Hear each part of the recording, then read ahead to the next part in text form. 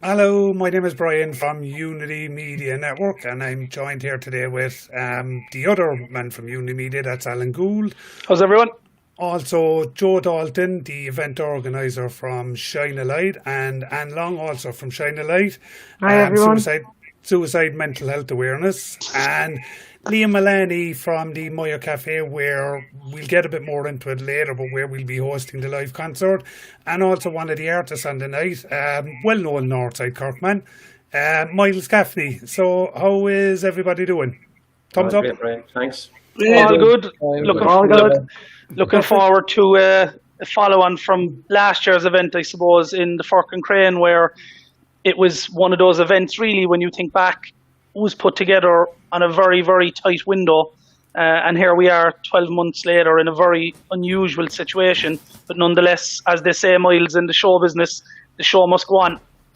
Yeah. Oh, yeah. Show must go on, lads. Must go on, and especially under the current circumstances, it's a bit unusual. But look, here we are, month on. So, Joe, the event Friday night, if you, as the event organizer, you kicked it all off. You came up with the idea, the hashtag, make some noise, Cork. Do you want to give us a bit more information on it? Well, it's going out on our Facebook page for the last week with videos and whatever, but it's called hashtag Make Some Noise Cork. And we're going live at 7 p.m. from MYO Cafe with the event. And it's about making people aware of the services and supports that are available to them. And also we're throwing in some live music as well with Miles Gaffney, The Lost Gecko, and Dot Sobel. And lots of people got in behind this. We had loads of support from different artists as well who made videos for us, and we launched them as promos there during the week. And we still have a few more to go. So that's basically what it is. We want people to tune in on Friday night and watch the event on any of the platforms and the links that will be put up later on. And also at 7:45, we'll be making noise for approximately 2 to 3 minutes for positive mental health to raise awareness around suicide and mental health issues. And Joe, can I just ask you, I heard you on C103 today, and Miles was on Red FM with Mick Mulcahy. Some people, when they hear the Make Some Noise, like, you really want people at home, out their front, sing a song, play a song, bang pots. That's really what's going to happen at 7:45, because some people are talking about, oh, do you have, like, it's an interactive show that we're doing on Friday, just to stress that as well, Joe, yeah? Oh yeah, definitely. That it's an interactive show, and that we'd ask people even send in some videos to us now if they can, making some noise, and we'll try and put them up on the night. But it is about that, and it's also about just to let people know and make them aware that it's not a concert event. There's no public access to it. It's only online. And Liam, coming to you, obviously, with the cafe aspect of it, just to reiterate what Joe said there, the cafe itself, what's the setup for you and your staff and your setup to cater for the event on Friday? Well, I suppose we've spent the last number of weeks just to be able to reopen. We've had to reconfigure the inside of the shop, so we've removed all tables and chairs and stuff like that, which for the event will be ideal. So it'll leave us a lot of space for social distancing and things like that between the musicians, yourselves, where we'll be able to position people. That's it. We're ready to go, hopefully. I'm looking forward to the coffee. And Miles, I think, you know what, the amount of work that everybody here on the call is after putting into this, it'll be probably more than coffee that some of us might want. But and when you look at the success of last year's event, like for me, my daughters were there in the audience, and to see, firstly, local musicians from Cork, and people coming in to see that, like, it really is a community event, and we're going to hopefully get that across again on Friday, isn't it? I believe it is a community event, and it is about getting people to be involved. It is about getting them to come out and make some noise. It is about raising the awareness. And following on from last year's event, the amount of young people and children that attended the Fork and Crane last year, hopefully this year, with having that Make Some Noise element to it, that they'll be able to join in and be part of the event as well on the night. It's for everyone. Everyone is invited to join us. Yeah. And that's the important thing. Like the one thing, and people that will be watching on Friday, Brian has done Trojan work in the organising the videos along with Joe and Anne to get the videos done. We have some fantastic people that have given us messages of support. I'm not going to spoil some of the big ones, and we know what we're talking about. But if we can just take it back to last year, Miles, I remember there was a very poignant moment at the event last year where a lady who you wrote a song about, whose family were present on the night, and they came on stage. If you can just bring us back, Miles, from a personal perspective, what that meant to you. Yeah, it was a great moment because sure, that's where the whole gig came from, was from that girl Lisa Marie, and so to have her mother present on the evening was great, and to have her up there and let her know that, you know, as Joe said to me yesterday, from that moment when I set eyes on that girl, this is what has grown from that, could say, meeting or interaction, and here we are today, though, and we're still going, we're building strong from that moment, you know. It's a shame that we couldn't do it again this year in the same venue and the same setup, but like, look, we're not letting it slip, and we're just, as you said a while ago, this is about making noise and making people aware. And one of the things really, like it's on the poster, that talking is a sign of strength, not weakness. And now, more than ever, ourselves included, we're in a very uncharted waters where, for me and you, Miles, you know, you're probably after seeing your wife and your children more in the last 6 months than you probably did in your entire adult life as children. There's an awful lot of people out there who have a huge culture shock to deal with since March. And that statement really is what's to be resonated on Friday, like, isn't it? It is. Yeah. We just came through a challenging time. We're in a challenging time, and we're moving into even more challenging times. I think that coming out of this, just not from the music side of it, because yeah, I put my hand up and I'll say, yeah, definitely mentally, not to a point, not to such an extent, as an extreme extent, but yeah, it has affected me, yeah, without a shadow of a doubt. It's affected you, Alan. Our lifestyle's completely changed overnight. It's like someone turned off a tap and just bang. But the point is that now you have people who never had any difficulty in their lives, ever, financially or anything like that, now find themselves in a position that's they don't know whether they're going to come back from it or not, and that will bring them down mentally, you know. And that's a very relevant point there, Liam, as well as a business owner in the Cork community. Like, anybody that doesn't run a business doesn't understand what goes on in the background. But what's it like for you as a business representative in Cork in the current situation, firstly from a business point of view, but secondly about the whole topic we're talking about here tonight? Well, firstly, I suppose the topic we're talking about would be very personal to myself in relation to family members and stuff like that. So it's great to be involved from that point of view. From the business point of view, everything has changed. The way people are, I suppose, spending habits have changed. People are very, self-conscious. Naturally, as creatures, we want to meet other people. We want to touch other people or say hello or shake hands, and it's all changed. And that's quite sad. And I think it's also having a strong effect on people. That distance that we have to keep from each other. It's very subtle, but you can definitely see it taking its toll on people out there. We're doing our best to survive, and it is very much that. We're treading water at the minute, and the next number of months will tell an awful lot. There's a lot of unknowns from the point of view of a second wave, and with autumn coming, what will happen then? So really, we've done our best to make the space extra safe for both staff and for people. For your customers. Yeah, absolutely. And there's enough fear out there with, we need to have places. Of course. And the next question really would be for Anne and Joe. The services that are there for people are something that I would imagine nobody wakes up one day and they suddenly, think that they have a problem. It's something that's building up. What sort of interactions have you had in the last couple of months, say since March, with the contacts that you're making with people using the service? Well, as Mike said there, like, there's people who hadn't had previous mental health issues have been coming forward and kind of looking to know where to go and who to turn to. And that's really the aim of the event again on the night. but it is like we really are in strange times, and people are suffering from stress and anxiety, and all the services, delivery groups that are out there are seeing a surge in forward from people.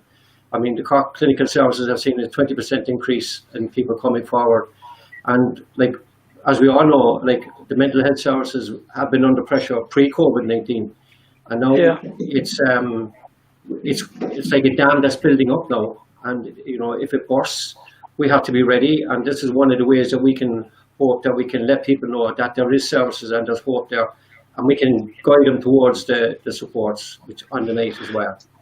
And then the amount of people, like it's sad to think that we just spoke about the second wave, the amount of people that may not have got to the place where we're talking about now. There's a strong possibility, unfortunately, that over the next 6 months, people watching this now, having a cup of tea, could find themselves being one of the people that need to use the services that you offer. Would that be a good thing to say from the point of view of what is to happen? I would believe it is a very good thing to say. I think Friday night will raise people's awareness that there are supports there. I think we've forgotten along the way, while trying to mind ourselves during COVID, that we all need support one way or another.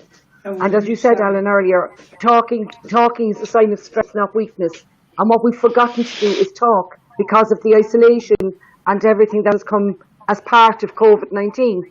So it is really, really important that we take notice of the services that are there, and we bring that information out into the public realm and say, we are here. We are prepared to listen to you.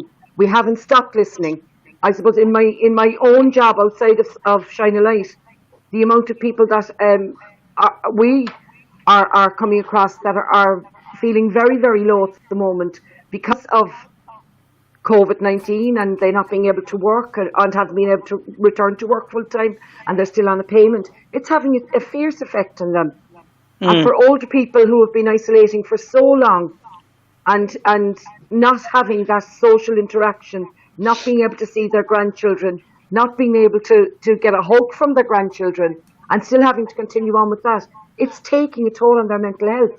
It's taking a toll, I think, from across all age groups. Children, teenagers, and I think especially with teenagers and young adults, if they don't have that opportunity to talk to somebody that understands what they're going through, that's where the pressure is going to start building. And we are looking at an avalanche coming down the road at us. Even on that point, no, and just what you were saying about the services and even people being stuck at home, it actually goes even wider than that. Like even myself, I've been working from home before all of this. And my only outlet when I finished work, I've been stuck at home all day, was out and about with the dogs, travelling out, seeing friends, and then to be told I couldn't do that, and to sit at home, and I was basically at home 24/7 then, it was very, very, very draining mentally, and it took a lot. Yeah, it does. And I think sometimes it gives you somebody who's strong. Yeah, sometimes it gives you too much time with your own thoughts. Yeah. Or you're your own worst enemy, even with your own thoughts. I mean, for me, not being able to see my mother is 87 years of age, not being able to see my mother, not being able to see my grandchildren, that took an awful toll on me, and it was just hard, and truthfully, only for having the support of Shine a Light for me, myself, and being able to talk to the other members of Shine a Light, I think that's what's kept probably us a little bit sane through this as well.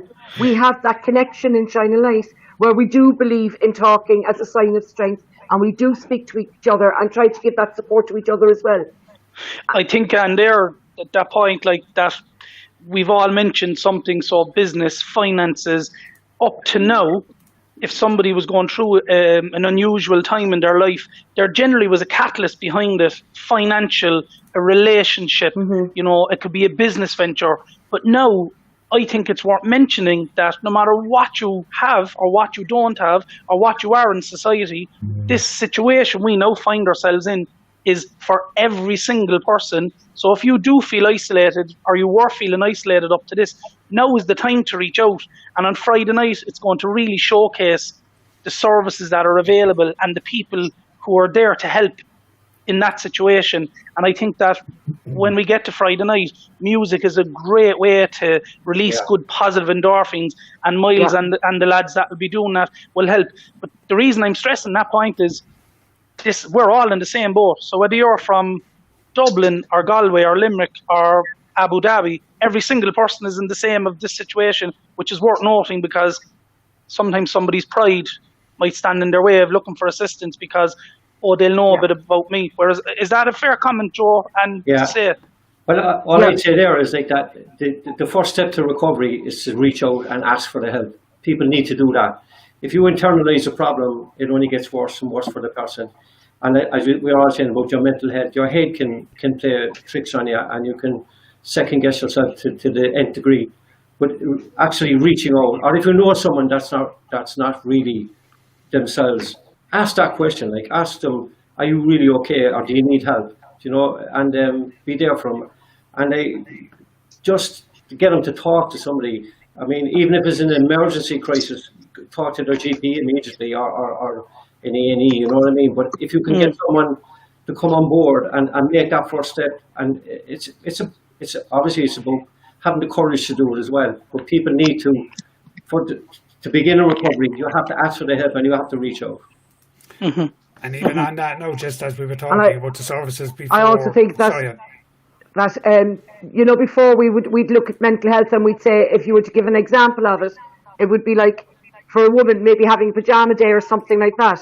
But with what has happened since January and with the close down of the country, every day seems to be a pajama day now, and that's where the biggest problem comes in, because people are lacking that interaction and being able to have that conversation, and they fear that by having that conversation that they're going to be branded.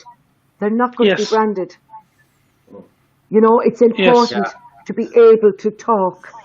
Yeah, but we need to normalize that stigma away from that.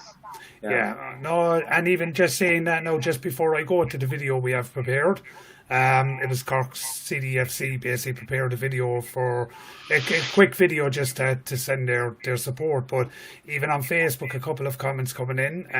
One positive one was from Magella. Basically, she says, I don't mind saying that I'm just one person who's been veiling of this service since last year. Since last year, because I was struggling, and I have to stress very strongly to people to please reach out, because it does get better, and with support you will feel better. Well done, Magella. Thanks very much for that. So, well done, Magella. Thanks for the message. Show the kind messages now from the Cork City FC. So I'll be right back after this. Finalise Unity Media Cork and a host of artists and guests on the 24th of July to make some noise. On behalf of Cork City Football Club, we're here to support Shine a Light, which takes part on July 24th.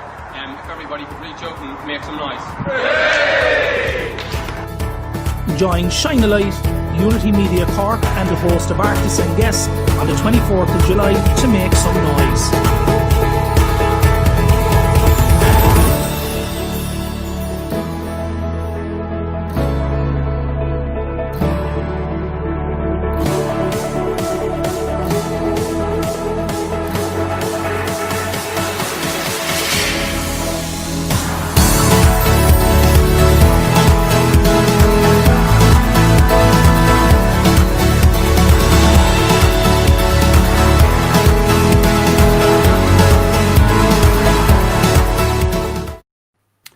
So that was a good message from Cork City FC, and especially look the little time that they had to put it together in fairness and fair play. And just add as well, there's a few, obviously we kind of know on the back end, but there's a few videos. So again, the most important thing, folks, is check it out live. If you see it on any social media, please spread it, share the link, send it on a WhatsApp message, get it out there.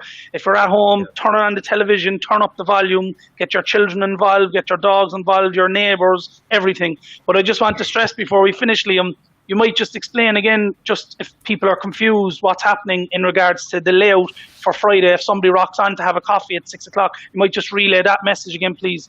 Well, it's going to be a closed house, and it has to be from the health and safety point of view, you know. So we're going to actually close early on Friday to let you guys come in with plenty of time for sound check-in and maybe a few run-throughs about positioning and where people are going to be set up, etc. But in relation, it'll be closed to the public. Unfortunately, we just have to keep it kind of a sealed. So it'll be just the musicians themselves that are playing, yourselves, anybody that's just relative to the production there, you know. So that's. And thanks very much for, as always, being a very good facilitator to what we're doing. You know, we're delighted to be involved. We're very proud to be from the north side and helping out the lads. Absolutely.